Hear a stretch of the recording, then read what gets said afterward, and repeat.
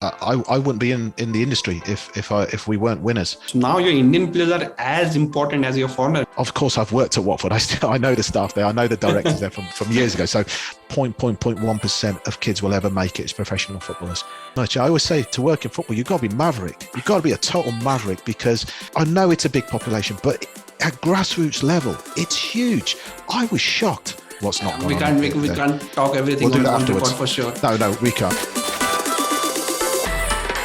Hi listeners and fans of Indian football, wishing you all a very good day to begin with. This is Ashish Negi of Khel now, and I welcome you to the brand new episode of Beyond the Score podcast. Today's episode features Raj Athwal, the president of Indian Super League club Odisha FC. Athwal arrived in India last season after having worked with sides like Glasgow Rangers, Coventry City and Watford. He has also had the experience of collaborating with great coaches like Brendan Rodgers, Sean Dyche, Peter Reid, Rob Page and many more before taking over the reins at Odisha FC. At Bhubaneshwar-based outfit, he will be responsible for the club's day-to-day operation and financial performance both on and off the field. In a detailed chat with me today, Mr. Athwal will shed light of his life at Odisha FC, the last season and the lesson to learn prior to the upcoming Indian Super League 2022 season, the multi-year partnership with Watford, working with David Villa, and much more. Hope you guys enjoy it. Before I start, welcome to the show, Mr. Raj. It's a pleasure, and thank you for having me on your show, Ashish. Yeah, so I will straight away come to the point. I've been watching ISL for years now, Delhi Dynamos, then Odisha FC.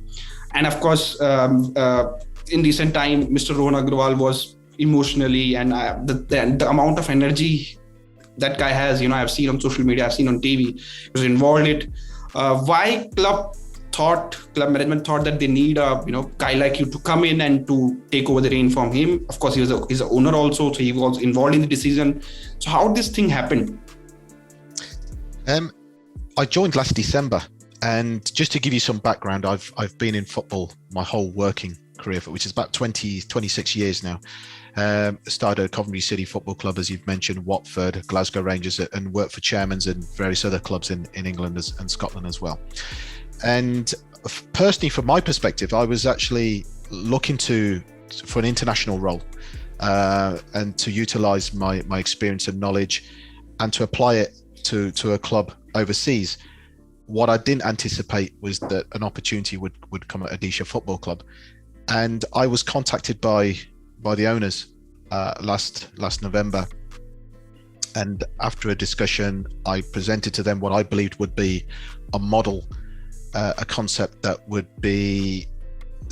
allow the club to become sustainable on off the pitch.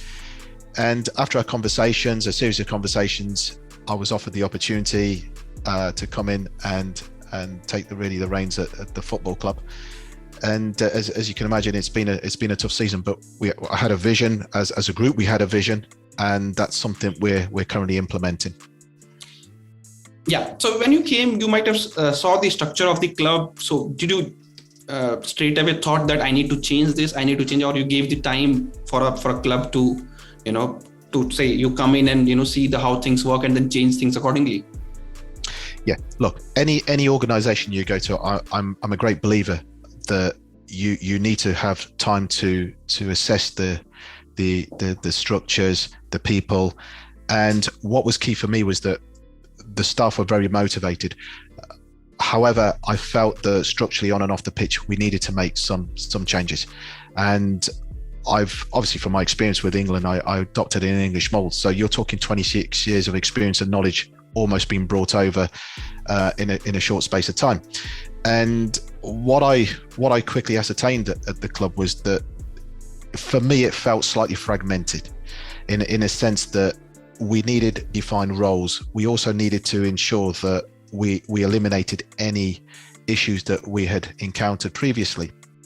So, for example, on the pitch, we brought in David Villa and his group as global sporting directors.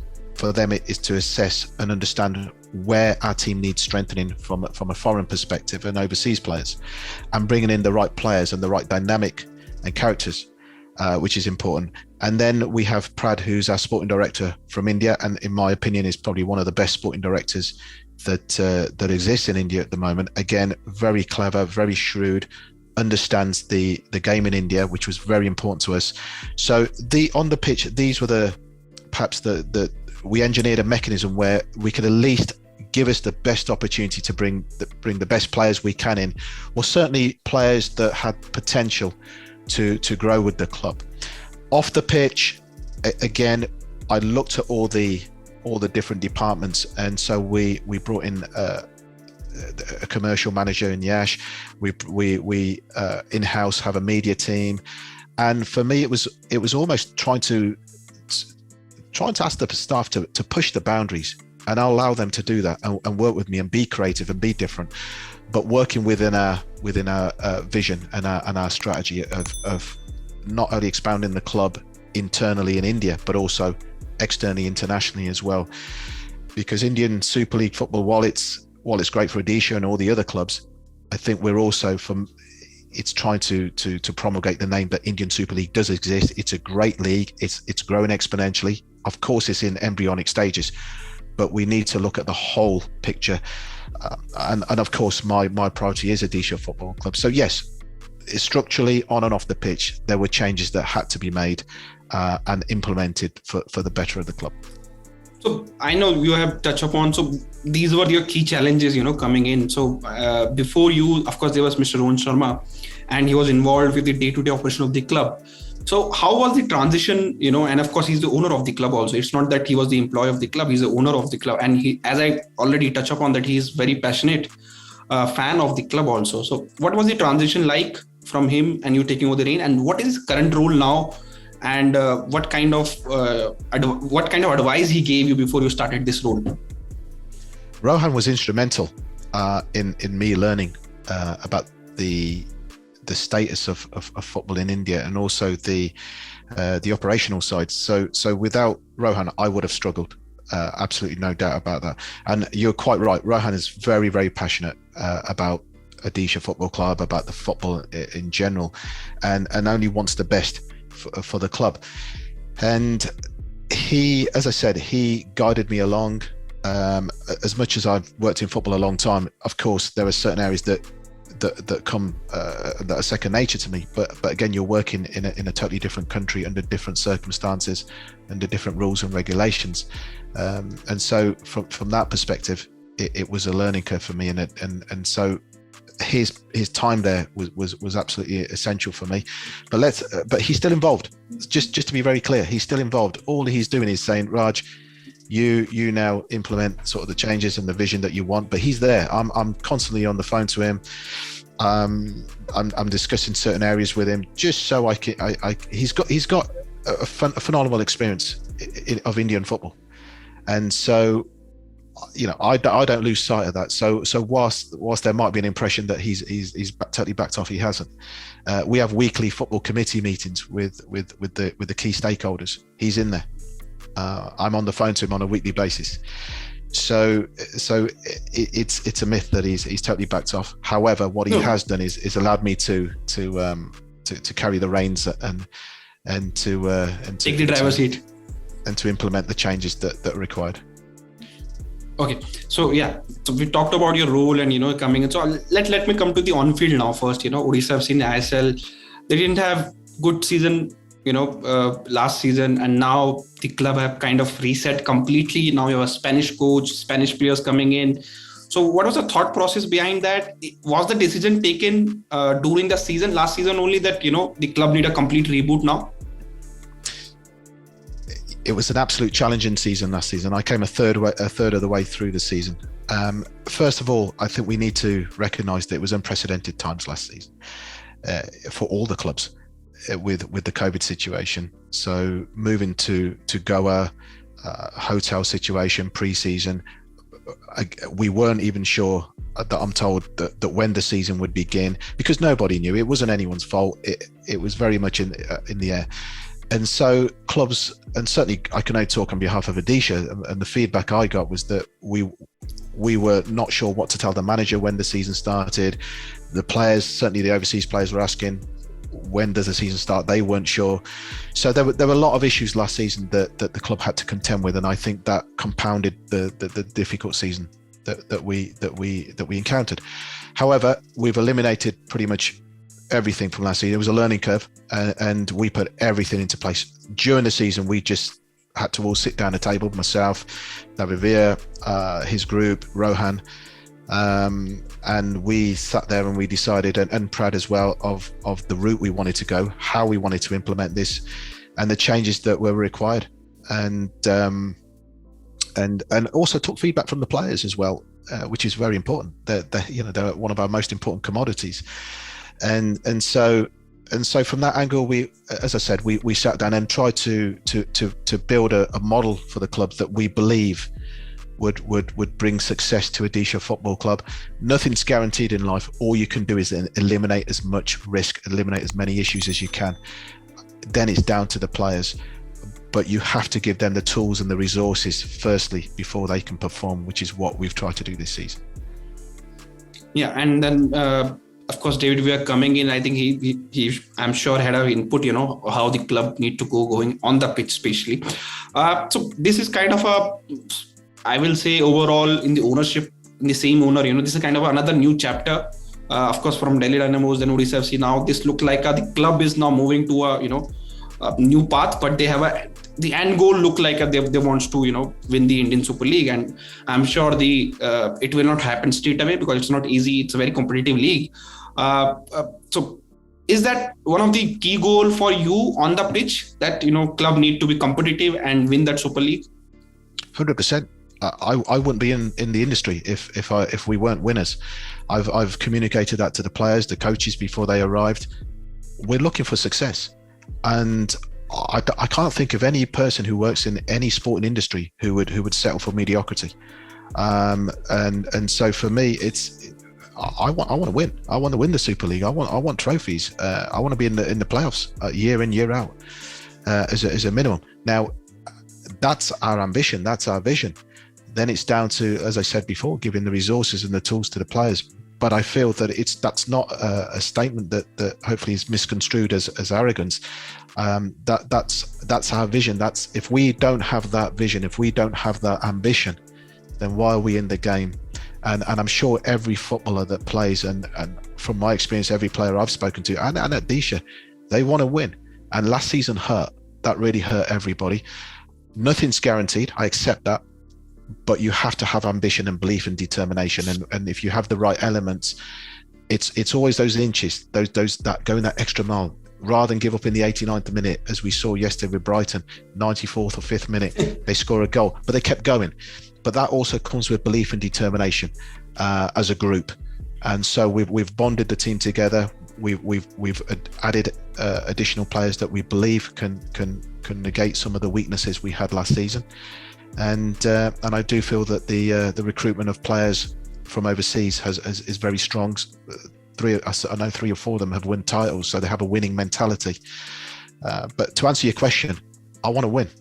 I'm a winner, and I want the whole team. I want the coaches. I want the fans to believe that as well. So talking about winning and everything, I just want to ask: have you went through the support Odisha government has given to the club? Because I think talking about state government wise, I think Odisha FC is the club which is supported most by their state government compared to the other clubs, So, and can you tell the viewers and listeners that what kind of role Odisha government play in the Odisha FC setup, and what they are providing to the club at this stage? The Odisha government have been phenomenally supportive. It's unbelievable, as you know, with the stadium, the training ground. They are. I speak to Vinil sir on a regular basis. We're in touch regularly. Unfortunately, because we're in Goa, there's a slight vacuum there, but we're in touch on a regular basis. And I can't say any more than that. Their support is unbelievable. And I believe that because Odisha is becoming the capital of sports, they want to see us do well. And they are giving us as much support as we need and require, and I can't wait to get back to Odisha, because then as a football club, as a team, as people, we can start interacting and engaging with everybody there. But like I said, from a government perspective, it's unbelievable the support we get, and long may that continue. And hopefully we can give them something to shout about in return as well. Okay. Talking about support and the role Odisha government has played that you've touched upon. David Villa, I think, looks when this was announced by club, many people were critical of the the decision that why you need a global superstar as a head of global football operations. So I think we have got the various information what he's doing for club. Can you just summarize what kind of role he has? Is he involved on a day-to-day operation? It is just to the scouting foreigners and managers. What expertise he's providing to the club right now? Yeah, I think when we announced David Villa, I think a lot of people felt, as you've just said now, that it was almost a marketing ploy. That in a short term sounds great, but long term it's not going to achieve anything.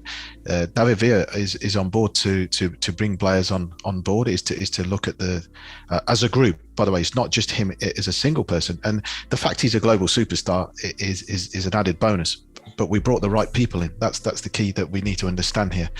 And like many other players have gone on to other football clubs, they happen to be big superstars, but they're there to perform a role. And his role is to look at how we play and to give his input. It's not just his input alone. So it's a group of us that have a weekly meeting. We try and decide on the way forward, and he's part of that group. Jonathan, it's publicly known. He spoke to David Villa. He had some unbelievable offers elsewhere. He came to us, and that was because as a result of David Villa also speaking to him and influencing him and explaining the project we have at Odisha, and so that shows you the monumental role that he also plays, and the DV7 group as a joint group. So we're all in this together, and his role is as important as everybody else's. Yeah. Now let's come to this season of ISL. COVID, it's still still there in the air. I think not fully over. I think things are far better in India, worldwide also. We have seen crowd returning in UK, for example, and other countries in Europe also. India still, they're keeping tight. So another season under bio bubble. Have things changed compared to last season and this season? Is it still same for you guys in a bio bubble? It's very strict. You have to be, just train, come back to hotel, or have things improved? It will still be strict this season. The only difference is a lot of our players that have arrived early, and we started our pre-season early because we've learned lessons from last season, and also we realised straight away what we have to do this season to be competitive for our players and the coaches. So the hotel was booked many months ago. The training ground was booked several months ago. So we ensured that all the resources were in place. From a restriction point of view, until the end of September, our players are in go at the moment. The coaches are there. They can travel freely. They can leave the hotel at their free will. From early October, you then have to go into a strict bio bubble. The feedback from last season was that it can be difficult, and if you're not winning matches, it makes that situation and the atmosphere even harder. However, it wasn't easy, because you are restricted even in the hotel. You're only allowed in certain areas, and as you can imagine, that itself can be challenging. So I think, and you already told us the lessons you have learned from last season. Now let's come to the coaching department. Now you have a Spanish coach, and Kiko Ramirez. He was linked with various other ISL team. Has David Villa played a role in that also, convincing him for a Odisha FC project? He was your first choice before you guys signed him, or there were other coaches you are looking into before appointing the Kiko? Yeah, like any other club, we had several applications that we considered as a committee. And we carried out our due diligence on all the applications. We were inundated with some very famous names from across Europe that wanted to join the club. What's important is having the right coach. It's not about necessarily having the biggest name. It's about having the coach that's motivated, a coach that also wants to come to India, a coach that is prepared to live with the environment and the culture of India and the Indian Super League, and so the committee consists of everyone, including David Villa. So everybody, sort of, as I said, had a conversation, due diligence over several months, and we believe we chose the right coaches that fitted our criteria. So and he brought his own staff with him also, so that also will help the club going ahead. Now, coming to the transfer market, as you already touched upon, Pradyum Reddy, kind of your technical director from India, and I know about what Pradyum Reddy can do because I have seen him doing for Bengaluru FC and various other clubs in past, and he is of course one of the best in business in India. So getting him involved, I'm still not sure it is announced from club, because we knew that he was a kind of advising club in the transfer market. Is he now the full-time part of the club backroom staff? At this moment in time, he's full-time. He's full-time. Nothing came. Yeah, he was consulting before, but he's full-time. Yeah. He's full-time. So he will be part of the coaching staff also, or just taking off He's part of his role is really to as much as I wouldn't say it's necessarily coaching, but it's certainly to understand the players that we have there at the moment, which areas need strengthening. He's a fantastic scout. He'll know which players to bring in. So everybody has their own roles, although I'm sure he gives his opinions and to the coaches when they're sat around the table. But primarily he's there to find us gems really, and also to look at the current players and so really to do a feasibility report on everybody. Yeah, so your transfer business, the five foreigners you got, and then you got at least I think 5 Indians. So foreigner, I really like the approach. You got the players from who have experience in India, Javier Hernandez, Victor Mongil. Then you got somebody like Jonathan Jesus coming, out of blue from Brazil. So is this your tactics to bring the balance the book? You got a new player, then you got players who have experience of playing in ISL, who understand the demand of ISL. Was that tactical ploy, or it just that it happened accordingly? We identified players that we believed would be right for the club next season. We want a successful club, but at the same time you have to get the dynamics right. I think ideally if you can bring in players that have experience of India, that helps, and also experience of the bio ball, that helps. I don't think it was our priority, but the players that we were certainly targeting happened to have those attributes. So it was a little bit of chance as well. And Odisha FC already have lots of young Indian players now, getting these foreigners. So how tough is to find a balance between youth and experience, to make sure that your young players also getting the opportunities they deserve, but they should be not overplayed sometime, as we have seen all across in football, in Europe also. Sometimes young players play too much and then they lose their abilities sometime, and they start declining. How important is to balance between the youth and experience in a squad? It's very important. As you quite rightly said, you can overexpose a young player too much. It's about building their strength. It's building their confidence, and also giving them enough game time where they can understand the moments, because you'll always have crisis moments in football, and that's where your confidence is very, very important. So from an experience point of view, the foreign players are important in the sense that they will work with the younger players and the Indian players as one group, because they can learn from each other.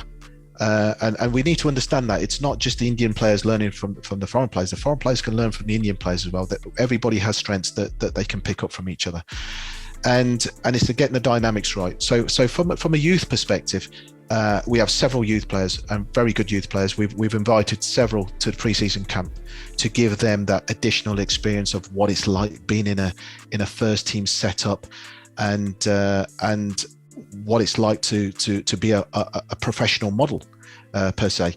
And so, as I said, we're trying to give them that experience. We'd like to bring on young players. That is our vision. As much as you do need players from overseas to add weight to your squad and experience and knowledge and experience, but at the same time we are trying to build and bring in and attract young players that we can develop, and hopefully they can go on to play for Odisha. But answering your question, it is about getting the balance right of the confidence, the experience, which will then naturally come out with game time. And this season is a new challenge for ISL clubs. Now just only 4 foreigners are allowed in the playing 11. So now your Indian players are as important as your foreigner, maybe more important than foreigners, because there will be, at least 7 of them in the football pitch, and will be playing on the important position. Unlike say when ISL started, we only used to see Indian players as a goalkeeper, maybe as a right back, left back, and then as a wingers. Now you will find Indian players playing in the different important in the between the midfield. Then you will find Indian players playing as centre back. So for example, Gaurav Bora, who plays for Odisha FC, is another very good Indian centre back. He might need to play more and more this season.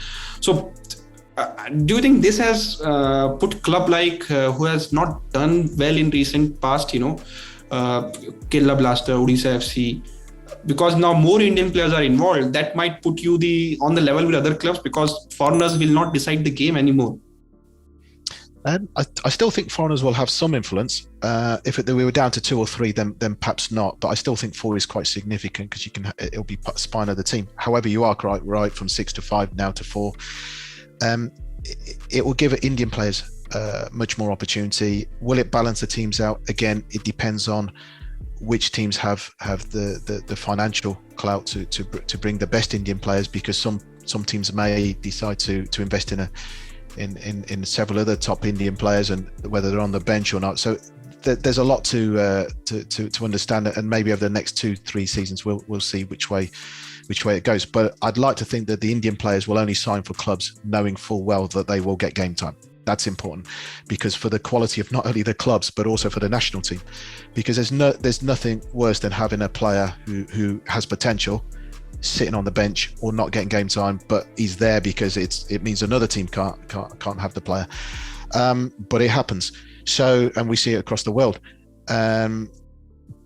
But now is a chance for the growth of the academies, for the growth of Indian players to come through the ranks, and I think that will be a positive point. But removing all foreign players, I don't think is the answer at this stage in the Indian Super League, because it's getting coverage from worldwide. But equally, taking out that element of it, it's also to improve the players and the playing ability of the Indian players when you're playing with foreign players, because they bring a lot of the professionalism and a lot of what they've learned over the years working under several different coaches and in different countries. So that can only improve Indian football, in my opinion.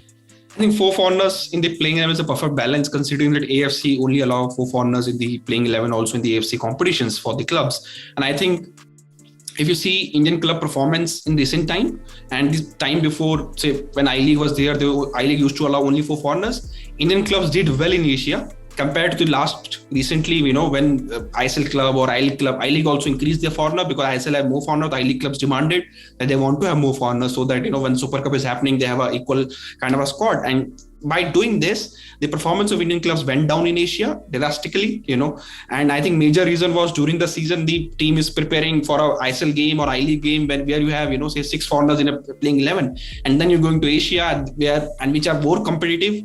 You're playing as better team, and then you just have 4 foreigners. So I think coaches find very tough to switch between the training module and everything, because one game you're preparing with 6 foreigners, 5 foreigners, and one game you're preparing with 4 foreigners. I think that's a big reason the Indian club's performance went down in the Asia.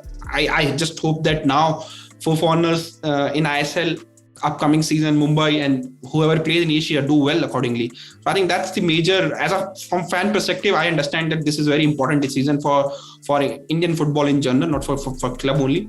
And I think maybe some club might agree, because there are clubs who are heavily dependent on their foreign players, and their Indian players maybe not as good as other clubs, but now they have to also invest that money in Indian players, academy development, that will force them to get these Indian players to their squad. Now, let me come straight to Watford FC. I think the partnership, I saw the complete press conference which you guys held with the club. I read about it. Then you did an interview with Athletic also. I read about that also.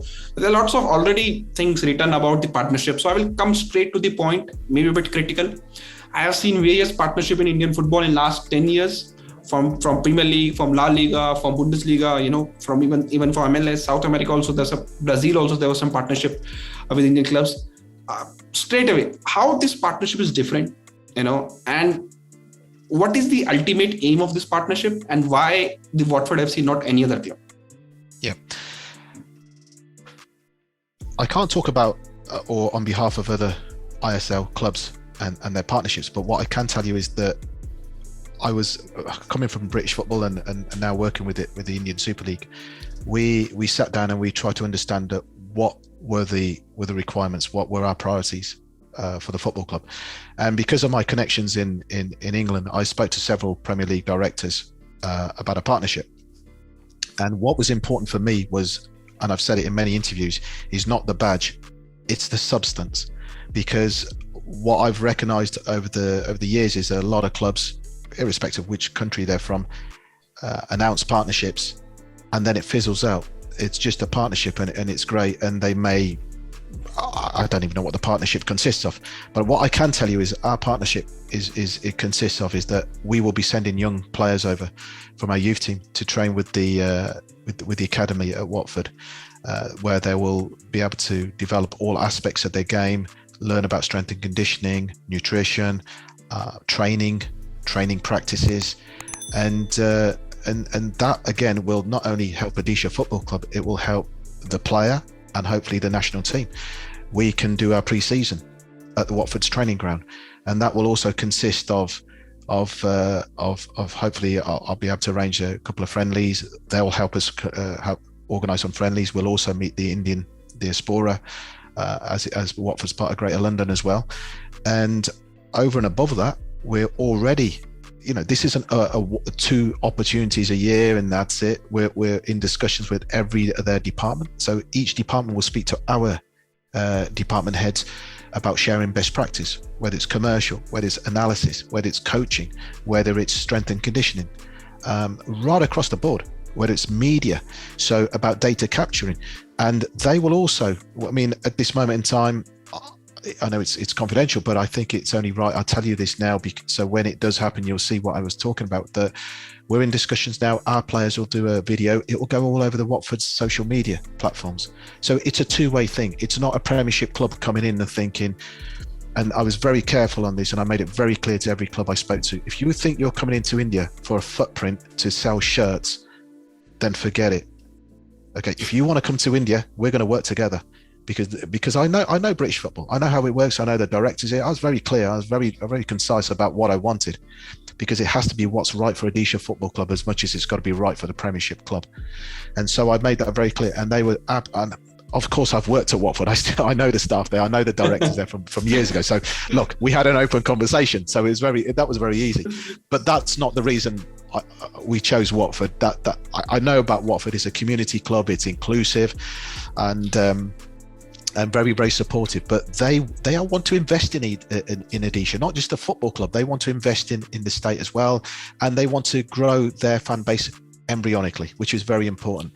But what we're getting in return is monumental for the club. And I've said to the Indian Super League as well that, look, if any club is doing a partnership, as much as, of course, I'm an employee of Odisha, and Odisha is it means everything to me now. I'm invested into that project.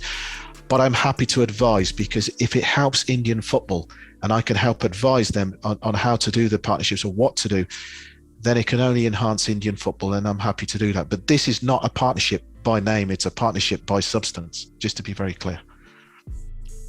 Yeah. So is there any future scope of Odisha FC and Watford FC getting involved in the bigger things, not just the partnership, as you touch upon that Watford wants to get involved with other aspect of the club, not just football, So is there any scope for that kept in the contract? Yes. So included that will be where we can share, again, community, grassroots projects. They will help us with our academy as well. So there may be an opportunity, COVID pending, where maybe a couple of their coaches will be able to come over. Don't forget, we have Kino. Kino is an expert in academy. The academies he's built in Spain is phenomenal. So we have the expertise, but what we're trying to do is to say, but can we learn from other clubs and other countries of how, perhaps how they do their academy that we may have missed. So yeah, and certainly women's football. I mean, they have Rosie Kamita who plays for them. I know Rosie very well. She Indian ancestry, very, very keen on supporting the club, especially women's development, which is critical and key to the club's vision as well. It's not just men's football. So the partnership is, I think, in all honesty, Ashish, the best way to see it is as you'll see the progress, and as you see announcements being made and actually action taking place as opposed to words. Yeah. So this was COVID time, and there are other ISL clubs who have the partnership. I think one of the key go-to checklist from the partnership is to play friendlies with each other in pre-season, I think, and that's not possible at this stage. So what COVID was a major challenge when you trying to find a club for a partnership, because you can't do, say, youth programs, coaching program right now, because everything needs to be digitally at this stage.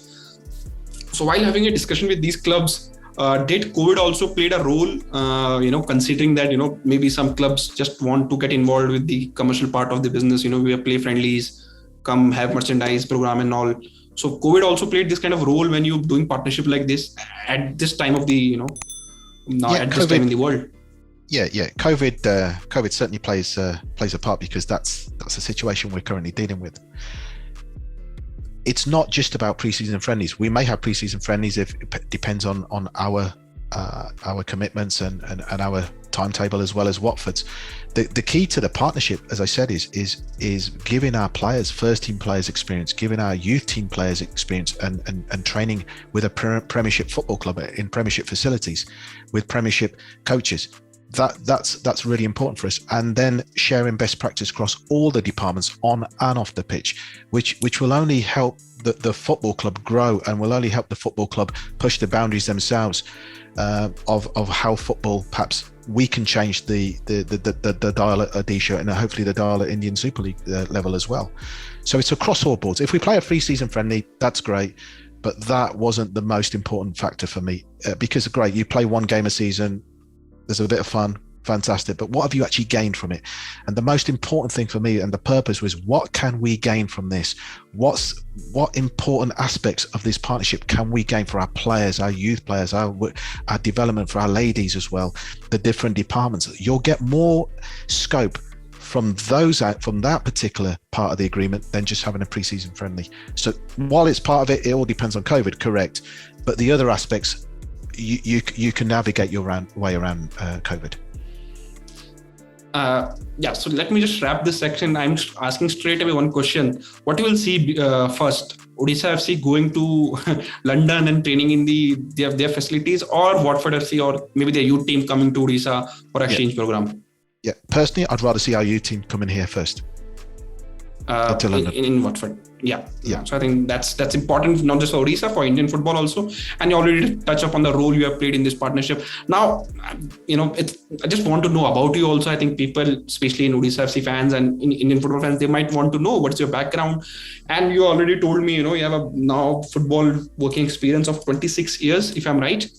Mm-hmm. So how did your journey started in British football? Now we are seeing lots of Asian players, professional coming in, say Premier League or British football, but we are talking about 26 years ago. How did your journey started, and what made you to choose football as a career path? Yeah, I'll tell you exactly how it happened. Like I said, when I graduated in 1994, I was I'm a huge football fan. I've been going to watch Coventry City since I was 1980. I was a young kid, and football at that time, especially for Asians in England, was difficult to go, because your parents didn't want you going because of the racism that existed in the 80s. And let's not hide away from it. It existed. And but I went with friends, and I was fine. I've never had any issues. And so I grew up as a huge football fan. I played a lot of football for school teams, university teams, and then it was fortuitous. We wrote a letter. My brother wrote a letter to Brian Richardson. At the time, I was struggling to find a suitable role, not in football, just generally when I graduated, and the economy wasn't the best at the time. We were going through a difficult period economically, and the chairman asked to see me So we wrote to him asking just to see him for advice, nothing else. I took my resume with me. I sat there and I just sold myself to him and said that I actually said this. I said I'll make you millions, but give me a chance. And 2 weeks later, they took me on as I worked at the bottom as a sales executive, and that's how my career started. Brian Richardson, the chairman at Coventry, gave me my opportunity, and I never looked back. And I gave everything I had to that club, and I had my goals, I had my vision where I wanted to be, and I networked a lot, and I learned from so many great people in football and I'm still learning to this day, who supported me and helped me. But the key was my belief, my determination and resilience. I kept going, and we had some ups and downs all my life, but I've never given up, because I always feel that you've got to manage the difficult times, but you have to remain optimistic for the good times, and when they come, you've got to harness it and embrace it. So it started at Coventry. I was there 14 seasons, worked with Gordon Strachan. I was in the Premiership for several seasons until our relegation year, and I left there as head of commercial. I went to Watford as commercial director under the late Graham Taylor, who was also instrumental in my career. So I spent a good just over 4 seasons there with Sean Dyche now, who I know very well, who's at Burnley. So we had it was a club that Watford was interesting, because that was a club that just got relegated from the Premiership. They were now in the playoffs. They were going back for the Premiership. Yet off the pitch and on the pitch, it was still growing. And clubs are always continuously growing. We're talking many years ago. And so we helped to devise a strategy and build the club up on both fronts, commercially as well. And on the pitch, I was more of a peripheral person, really, if I'm being honest. But then after Watford, Glasgow Rangers contacted me, and they'd just been demoted at this point. And so I went there as sort of head of global, originally looking at bringing the whole setup from where they were to bringing it back up to scratch. They lost a lot of goodwill from customers, and from just demotion just brings a totally different perspective. They went from Premier League to the bottom league. But that same season I joined, they went from, we had 46,000 season ticket holders. We were sold out every game, playing at the low end. We built the club up on and off the pitch. And Ali McCoy was the manager at the time, and his charisma brought the club through. In my opinion, it was great football. Won 2-3 titles successively. And that was a great time for myself as well, working at probably one of the most successful clubs in the world, and a huge club. And then from there, I wanted to come back to England. It was Scotland at the time, and because my family was still in England, so I started working with different chairmen at Port Vale and Burton Albion for several years, whilst also working with brands overseas who wanted to sort of look into the football world, and also going around to universities and colleges talking about my career, and giving sort of speeches to kids and lectures to kids and students about the opportunities in the industry, because it's a fact that I'm the longest serving Asian in British football off the pitch, and I'm trying to give as much opportunity to kids and to give them that belief that they can make it, because football it's a big business, but it's a very small industry, in a sense that positions wise, there's only so many positions, unless you're in the Premiership where they have several positions in different departments. The lower the leagues you go, the smaller the departments, but people shouldn't give up. If they really want to make a go of it in football and in the industry, then you shouldn't give up. Now that's off the pitch. On the pitch, we've now seen a marked difference, a huge difference over the last 5-6 years with Asians coming through, South Asians coming through in football. When I joined in 94-95, there was one particular Asian player, Vijay Sidhu, who went off to Derby and then just fizzled out, unfortunately. But I hardly ever came across any Asian players during my first 10-15 years in football. It's the last 5-6 years I've started to see an increase of Asian players in the academy level, and now a lot of them play in the non-league in the non-league games, the non-league setup. There's certain professionals scattered around in the professional leagues, and there's a lot of kids that are getting the opportunity now. But I believe the issues previously was because of stereotypes of nutrition, physicality, There were various things going on at the time, which were totally nonsensical. Physicality. I mean, you just got to look at Lionel Messi and players of his ilk. So I think over the years now, there's been a huge concerted effort to bring players through, and to also to look at where these players play. A lot of the Asian players used to play in their own teams, in their own leagues, and a lot of the scouts never went out to those leagues. So those players got missed. Now, there's an argument, why didn't they play in the main leagues, where all the players were playing, where they were predominantly white leagues. The reason they didn't was because of the racism, because of the issues they would get on a Saturday or Sunday. So they stuck within their own teams. That's changed now. It's changing hugely because of the efforts from the FA and the Premier League and several charities and governing bodies that are trying to change the concept and the image of football in the UK. So it's come across a long way. It's a lot easier now to play, and it's a lot easier to be recognised. But just remember this: 0.1% of kids will ever make it as professional footballers, and so it's a very, very hard industry to get in on the pitch. Yeah. So you literally tell everything about you, but you haven't told one more thing: a book which I've written. So my team went through, and they brought this point that they want to also ask. You wrote a book called A British Raj, My Life in Football. Tell us something about that and why you decided to write a book. Consider still working at this stage. So usually people do it, when their career or they're just on the last stages and they just want to share experience. So tell us something about that book also, and where we can get the book if you want. The book.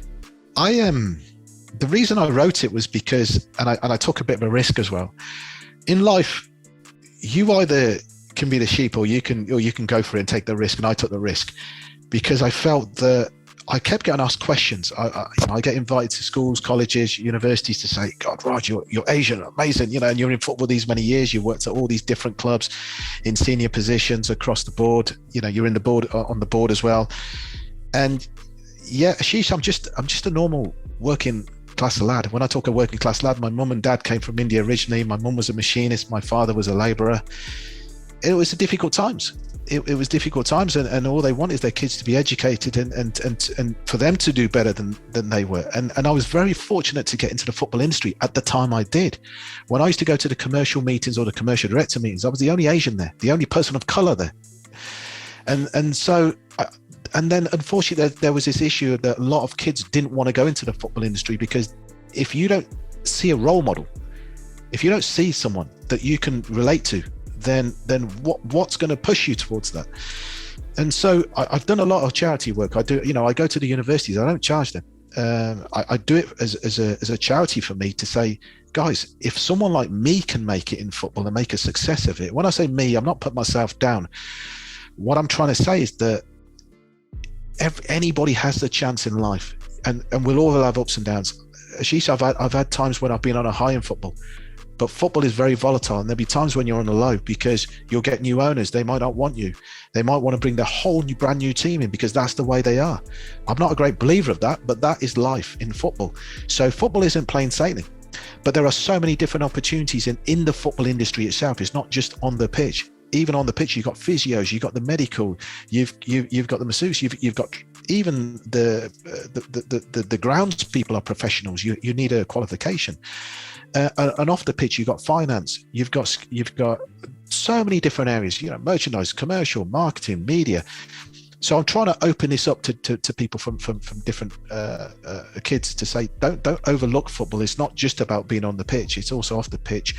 For me, it was almost a cathartic moment when it was released because, as I said, no one from an Asian person had written a book on their experiences in football. I was quite open about it.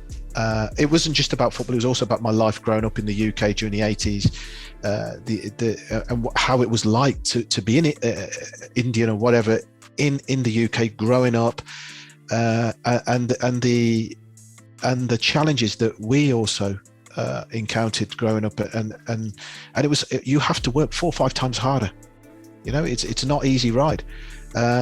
So I wanted to give people a sort of background of where I come from, and if they relate to it, and it gives them an inspiration in some way, then even if it changes one person's life, I've done something right, I think. But I wrote it in such a way that it was, I had people, professionals, say, we'll write it for you. I said, no, it's going to come. It has to relate to the young people. It has to be coming from me, from my heart. I don't want someone professionally writing it and it reads like a newspaper. And it sounds great. And all the words out of the dictionary. I wanted it to be real from me, of how I felt at the time. So I wrote it that way. And I was quite honest about it as well. And so it's about my life, and it's about my experiences in football, and to give people a sort of an inside knowledge of what really goes on in the industry. And it's not all plain sailing. People look at it and think, wow, a glamorous job, it must be great. We have our issues as much. I always say, to work in football, you've got to be maverick. You've got to be a total maverick, because there is no 2 days are the same. Ashish, as you know this, no 2 days are the same. Today you want to win 2 games, you're top of the table, everybody's loving you. 2 games later, you've lost 2 games and you're hated. You get hate mail. I have to say one thing while I'm on that subject, that touch wood, I hope it stays the same. The respect I've had from the supporters from India is unbelievable. They're so respectful, because I expected a barrage of abuse when we were at the bottom of the table last season. And in England, we would have got absolute hammered.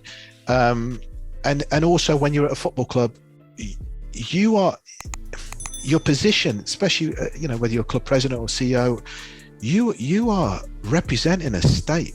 I represent Odisha Football Club, and you have to be so careful in what you do and what you say. And because I'm just a custodian, that football club belongs to the people. I've always said that football club, Odisha Football Club, the way the owners have positioned it, it's the people's club. And if it brings happiness to people, and winning games brings happiness to people, it might, in England, the situation is, and it may be similar to India, people love football here because it started as a working class sport. So when you're in certain jobs that may be not as exciting as other jobs, and on a Saturday, something to look forward to. It's their club, it's their colours, it's their tribalism that's created. And so I wanted to capture that in the book and explain what it's like, and bring parts of that to India, and create a tribalism which I think that exists with East Bengal and Mohun Bagan, but in other clubs as well. And so that's why the book was written. It was a risk, but I felt it was a risk worth taking, and to say to kids and from all cultures, irrespective of whether you're white, black or Asian, that don't give up in life. We all have the ups and downs, and I've put all my negatives in there, all the issues I've faced, all the failures I've faced in my life, they're in there, because that's normal life. We all go through it. And I think it's important that we also have good people around us, positive people, to pick us up as well. I think, because, look, we're all, I'm in a huge position, but the owners are very clear with me. They want to see success. So I could be here today, but I'm not indispensable. They, if I don't perform, they can get rid of me tomorrow. And I get that. I understand that. And that's football. And where we can get the book? Is it available for Indian people to get it from India? Is it possible? I believe it is. It's on Amazon.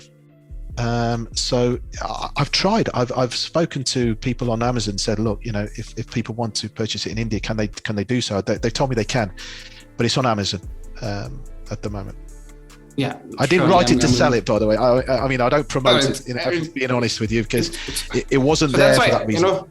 So that's why I asked myself. You didn't touch upon it, And I was called, especially in the morning, by my editor, and he told me that, ask him what his book. I said, book. Okay, so he told me that he's written a book, and so he specially sent a separate note for the book question, because he also read lots of books, So I thought, let me ask. And just coming into the football part, I just one more question. Can you touch upon your roots in India? So you and your family moved on. You born in UK only? I'm born in UK. Yeah, my mother and father are from India. India, which state from India? Punjab. Okay. So they're from Punjab. Yeah. Yeah. So coming to now football, straight away I'll ask commercial impact on the ISL clubs, because the COVID. What are the commercials now? What kind of sponsorship deals are getting offered? It is low, it is high, or COVID has given the more opportunities, because digitally now there are more and more brands who want to get activated. So what commercial impact has COVID on the football club, especially say if in this case Odisha FC? The honest answer to that is that I think every club will accept that they could do more commercially. And compared to the UK, where football is the number one sport, you don't have a problem for sponsorships, partnerships. It's really the value that you're prepared to sell it at, irrespective of what league you're in. In India, it is more challenging. This is the honest answer. And whilst we have a lot of support from the government, and I say that genuinely because without their support, it would be difficult, certainly for Odisha. And I think, having spoken to other clubs, whilst they're all commercially doing well, I'm sure they'll, if they're honest enough, they would say they could do more. And the values in India, comparably, I can't compare it to the UK because it's totally different. But I can only compare it to cricket. It perhaps is not at the same level for various reasons. But the football is growing exponentially in grassroots level, and so we've taken a different tack to look at commerciality from a CSR perspective. And so because companies may want to get involved in a different way with the club, so we thought, okay, if we're not necessarily going to get them on the jerseys or in other areas, then let's look at it in a creative way. What I will say though, Ashish, is that, and I haven't got an answer to it. It's not a criticism. Is why we're not getting more support as football clubs from India, from the companies in India, because football is a global industry. It's growing. And it goes hand in hand. Now, whilst we do have digital, and digital has grown as a result of COVID, we have an opportunity in India to grow football. I know it's a big population, but at grassroots level, it's huge. I was shocked. And if you say, why are you shocked? Maybe because it's the first time I've actually stepped foot in India and actually looked at the football ecosystem. But at grassroots level, these kids, boys and girls, want to play the game. They love it. I mean, they love British football. They love football around the world. I just feel that if we could get the support from companies in India, I'm saying if they could just give us that support, we could take it to another level. We really can. And the agreements will stipulate what they get from this and what they don't get from this.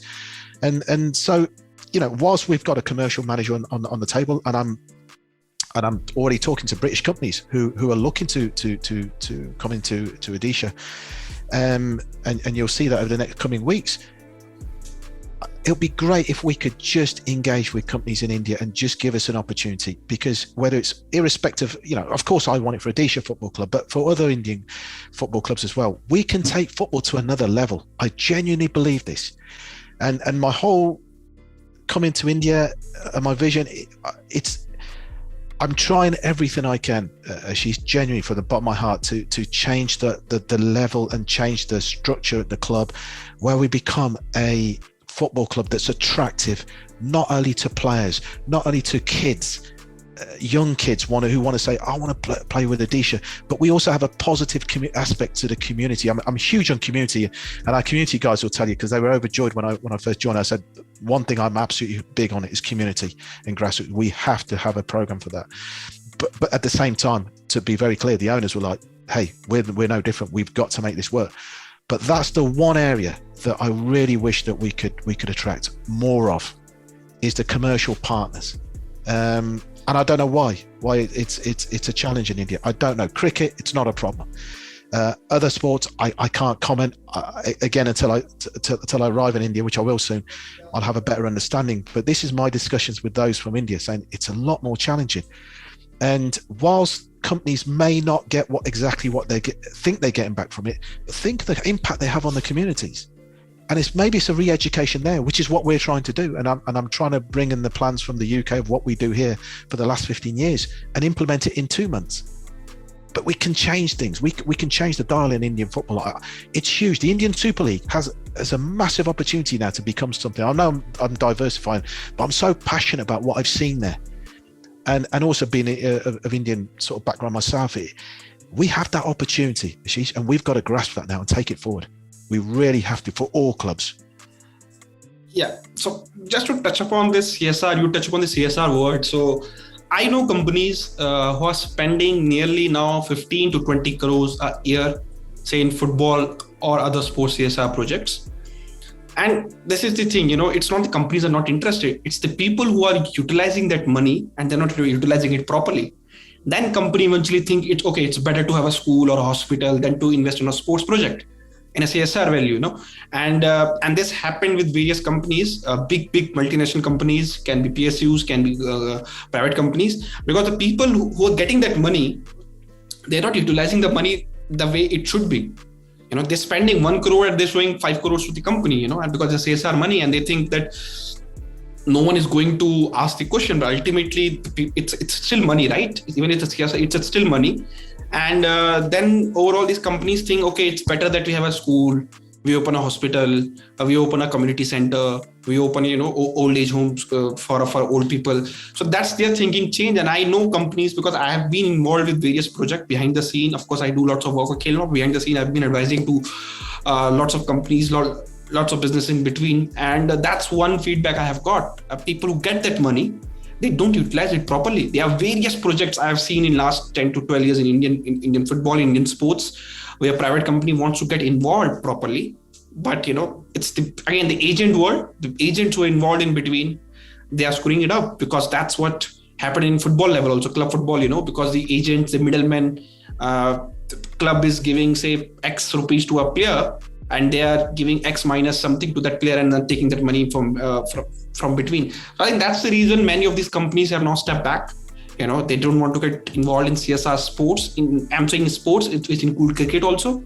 And if they want to do it, they do it properly, say owning the ISL team, owning the IPL team, because then they are involved fully, and that's in their hand if they want whatever they want to. And this, I still feel, and I agree to you, that CSR can be an important factor for Indian sports, not just football, to grow. And if you see now after Olympics, just like Odisha has adopted hockey, other governments have coming up. UP government have adopted 2 more sports, and so other government are saying, what Odisha has done, and I have huge respect for the Odisha and Naveen Patnaik, their CM, what they have done for Indian sports in last 5 to 6 years. I think it's way more than what any sports government have done in past, state government has done in past. I think it's a great example that, public and private partnership can work in sports, can do well.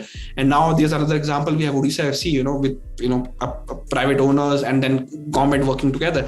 So I think CSR will be a big factor coming up. But I can feel that the people who are involved on those projects, you take your cut, you take your fees, but at least, what is the aim of the project, that should be fulfilled. You should not take all the money away and should not force companies to stop those projects. So I think that's the major reason. And you asked me this question, so I just knew, because I've got involved in some of these projects, the major reasons why companies, say no to these, because then they feel, this is limited to some kids, say 20, 200 kids. We open a hospital that will serve more people, and that will also give them, say, better PR sometime, because that's the aim of CSR budget, to get a good PR also. And that's the reason. So now coming towards the next point, there is ISL expansions, their plan are going on, the merger is happening, there's an AFC roadmap. So it's lots of things happening in Indian football. There is AFC Women's Cup coming up, hosted by India next year. There is a Girls World Cup coming up. And the talks of hosting the Men's Asia Cup. So how do you see Indian football ISL expansion in next couple of years? Yeah. And what do you think India need to do better to spread the football, to develop the game of football in India? AFF or India need to do better. Yeah. Before I answer that question, Ashish, I just want to quickly go back to the CSR. I wasn't aware of agents, etc., but the key word is transparency. And one thing that we are doing is we have projects that are listed with demographics, in terms of the reach, everything, and costs. They're all there.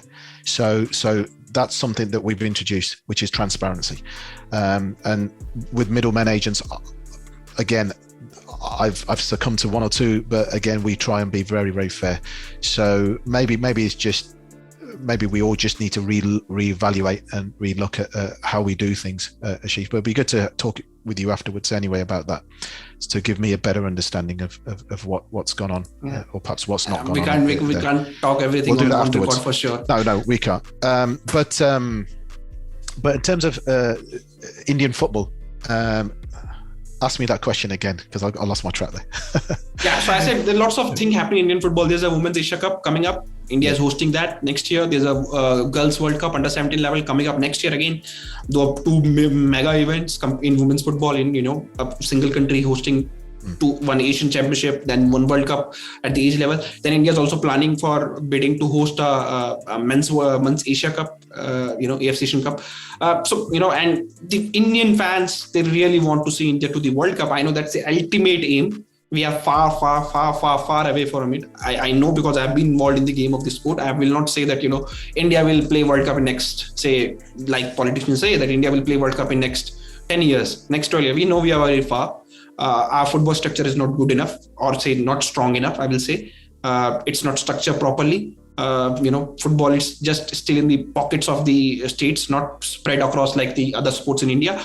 So what's your take on that? And my question is, how we can change this? Do you think what India, or say state association, national association, or even central government, because they also spend lots of money in football and in sports all across, what they need to change to make it, take an Indian football to the next level, a level where at least we can be competitive in the FIFA World Cup qualifiers. I'm not saying that we can qualify, but say we can be that competitive, be the top 10 Asian teams, So once World Cup get expanded to 48 nations, that might give India a realistic chance, but we need to prepare for that. And I think we are still very far away from that. Yeah, I think there's several contributing factors, and there's a lot of sort of questions or points you've made there.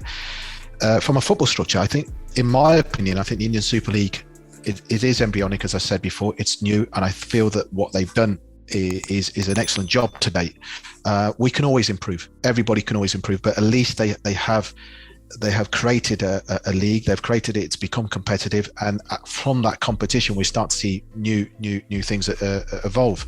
And so the ISL have, as a group of, they're very, very proactive. That they're doing a lot of things behind the scenes, which I can't mention. That's going to enhance the clubs and opportunities for supporters as well. So from that angle, I think we have to be fair that the Indian Super League are trying, and they've come a long way from when it started, and it's only, I think, 7-8 years old. So you can't compare apples to apples. England is different countries are different. They've all been going for decades and decades. But in terms of Indian football, you have to have a longer season than pre-season.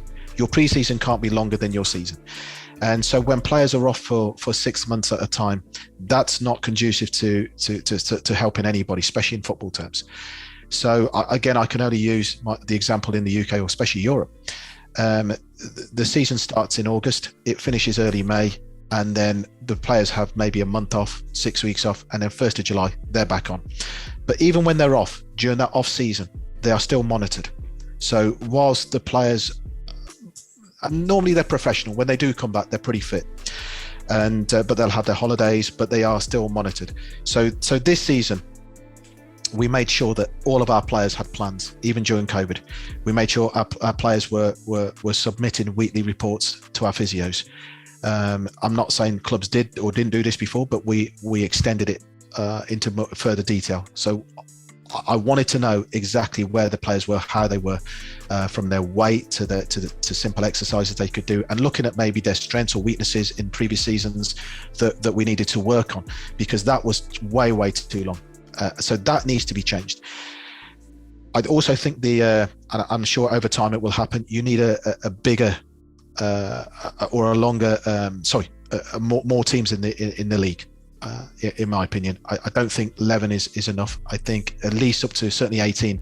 If you've got 11 or 12 teams, then you may have to resort to a Scottish system where then you play each other 3 times, which is okay. They will do it.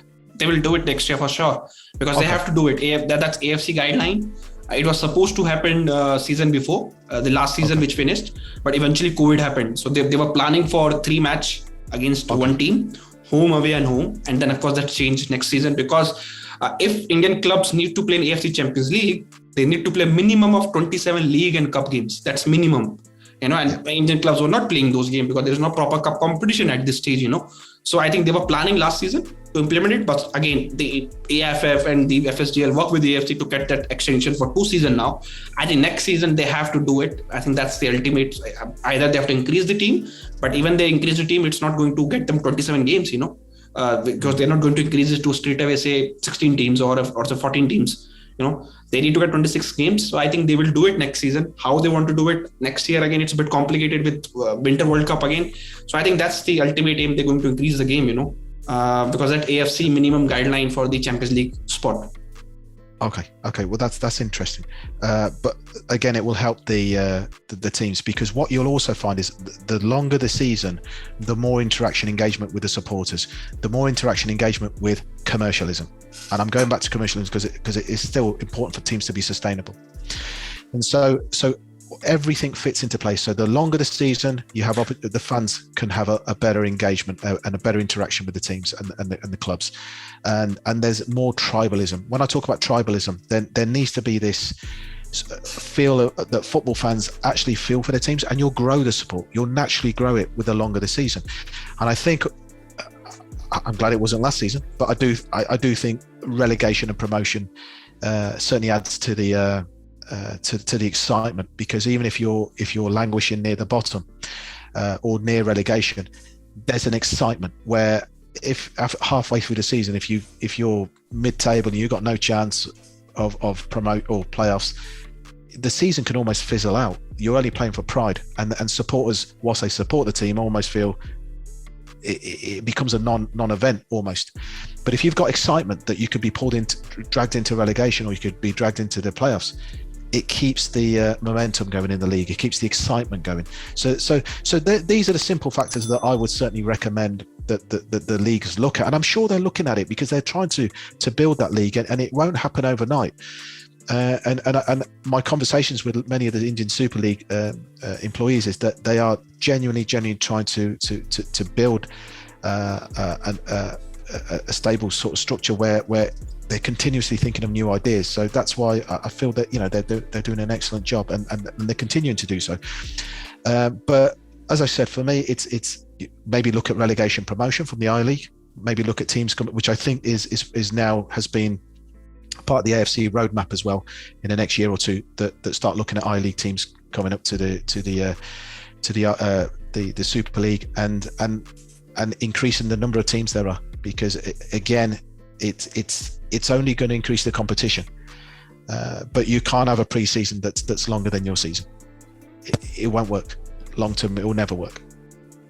Yeah. So let me play the devil advocate here regarding relegation, especially. So there is a concern by clubs, ISL clubs. For example, let's take example of Odisha FC. They've invested crores of rupees in this project throughout the last 4-5 years. So if any club get relegated, they go to the I-League, for example. Do I-League offer up the enough returns like ISL is offering? I'm not saying ISL is offering them all the returns, but at least it's offering something. And this is where club feel that their investment need to be protected, from the investment point of view, and that's why they might be open for promotions. But I think relegation, I'm not sure that. Of course, AFC wants India to implement it, but let's see. I think because it's not a competitive difference is not much between ISL and I-League. It's more of a commercial visibility, and considering that your ISL is coming on Star Sports, at least 10 channels, various languages, and then you go to a I-League where you're not sure of the telecast where the league will be shown. So how much commercial dip it will take for clubs. So I think that's why the clubs feels unless the second tier is as not the same level, but at least should be on the similar level. Just for example, the Championship and the Premier League. Premier League is still super hit, but then Championship is not that bad in terms of commercial. But the difference between the I-League and ISL and the commercial off the field stuff, I think it's still very huge for ISL club to go into it. I think that's why they might want to delay that bit further, so that once the league is ready, second tier, then they can do it. So my another question, I think this is a last question on the part of the series now. There's a reserve league. The talks were going on. I was told that club are informed that they need to prepare the team for reserve league. What's the Odisha FC take on that? Are you guys ready for it, or do you guys need more time to prepare your team for reserve league? It's a good point. We've had very I've spoken to Pradyum briefly about this a couple of weeks ago, and we're still in conversations about are we ready or not. We have certain players, but we need probably more time. If I'm being honest, we're just. I think it would be unfair for me to give you a definitive answer today, because we're still in discussions. in all honesty, Ashish. So I can't say yes or no. Are we ready or not? Because that will be a disservice to the coaches. But it's certainly under consideration. Okay, and the question is regarding pre-season now. Very definitive information I'm looking for, because other ISL clubs like Kerala Blaster, FC Goa, they're playing in Durand Cup, they're preparing early. Odisha FC fans or other clubs also who are not, they're a bit concerned that will their team will be ready enough when the ISL come. What are Odisha FC plan for the pre-season? Who are you guys playing for? How many friendlies you are planning to play once your pre-season start? Yep. Last season, I'll just give you a comparison. We played 3 pre-season games last season. This season, our pre-season started in September. It's not a criticism of last season, because it was in the unknown. It was unprecedented times, and so we used last season as a yardstick of what we perhaps need to do right or what we need to change, which we've brought in this season. So this pre-season started at the beginning of September. I always believe you need for the domestic players we needed longer. Generally, pre-season is about 8 weeks, 6 to 8 weeks maximum. That's Europe. But in India, I felt because the pre-season was so long, and we had new coaches, and it gives them time to assess the players and to introduce their own philosophy. And from a training perspective and fitness perspective, we started from the beginning of September for our Indian players. So they've been playing the friendlies to date. If you've kept up to date with it, they're changing the teams first half, second half, giving different players different formations. So yeah, we've started early. We started beginning of September, and our first game's not till the 24th of November. So pretty much we've got, I think, 11 weeks almost 3 months pre-season training. And how many games you are playing? Can you tell me that at this stage? Yeah. At the moment, we've played 4 so far already in September. The idea is to play a minimum of 8 to 9 pre-season games. Okay. So we've played 4 already. 5 more. We've played 4 already now. Our fourth game was today. Okay, that's great to know. Anything more, Raj, you want to tell us? And just this is coming from behind me. You're talking about sustainability. What is the most important factor for Indian Super League club to sustain themselves? Structurally, you have to invest. Structurally, you have to invest on and off the pitch. And once you do that, and you have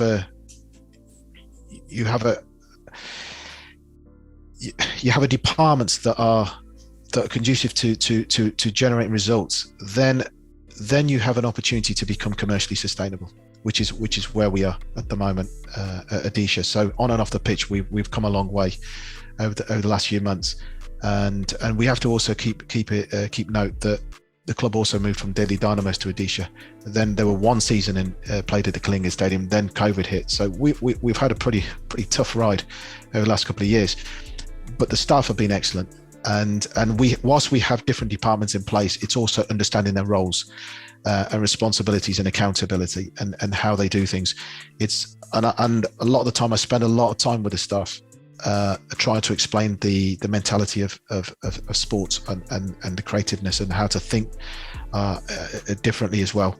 And this is all information and knowledge and experience that I'm bringing from the UK. It's not bringing UK culture. What I'm trying to say is the mentality of sport and how to think and how to deal with things right across the board, from grassroots community through to commercialism to media, right across the board, because we've got some phenomenal people who work there and people in India that are so enthusiastic and want to make it work and want to be a success, and that's half your battle.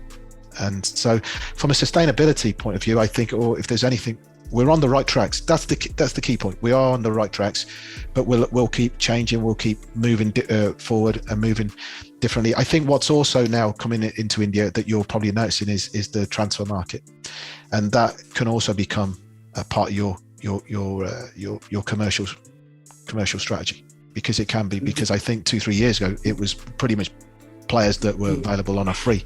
Now players, you can tie players up for 2-3 years and they have an embedded value, and that embedded value now can become part of your commercial strategy. players are now your assets also. I think that's all over the world. Players are your biggest assets.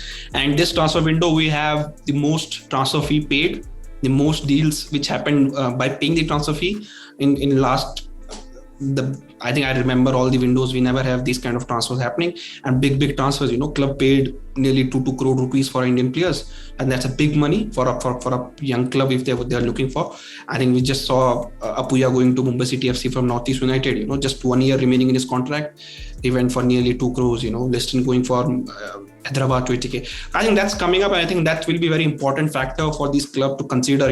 That they need to find these players early and get them. One of the 3 to 4 year deals, so that you can resale those, get the resale value later on. Mr. Raj, fantastic to chat with you. I think it's great. Came out good. I think I learned lots of stuff regarding UK football overall, what you have done in your life. I hope Odisha FC fan, Indian football fans, they will also learn it. And that concludes our episode here.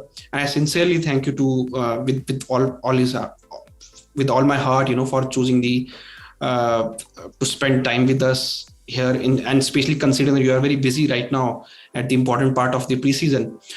So just for Odisha FC fan, they are currently in the preseason camp in Goa. As Mr. Raj already informed us, they have played 4 friendlies and they are going to play 5 more friendlies. And before ISL start on the November 19, which is just less than 2 months now. All the best to Raj and all the best to Odisha FC. All our episodes are available on the all top platforms. You can watch it on Khel Now TV YouTube channel if you want. You can listen to it on Spotify, Amazon Music, Apple Podcast, Google Podcast, Jio Saavn, Ghana. It's available everywhere. You have to just search for Beyond the Score podcast. You will get it. Thank you very much. I will see you again in the next episode. Thank you, Ashish. Thank you for your time.